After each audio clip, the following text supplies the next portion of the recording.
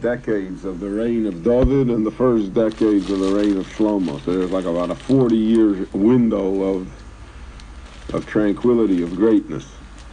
But once the 40 years is up, then the situation begins to deteriorate again. And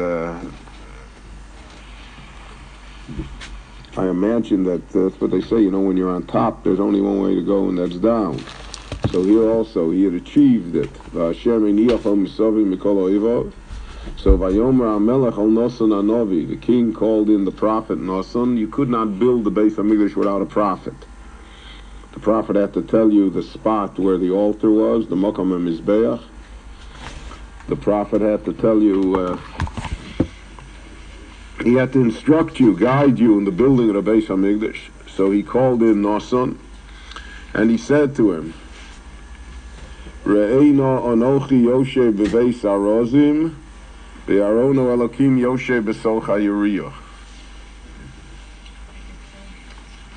That I am sitting, my house is in the midst of Arozim.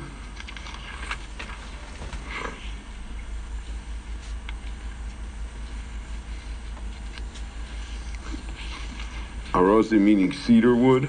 I am in the palace of cedar. I'm sitting in the great big house.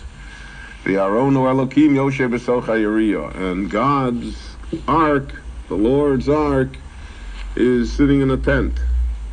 It's not right. Now that is not an unusual situation. Many people, many communities have, people have very large and fancy and beautiful homes, and the shul is a basement somewhere. And people not only become accustomed to it, they think that that's the way it's supposed to be. But David felt uncomfortable.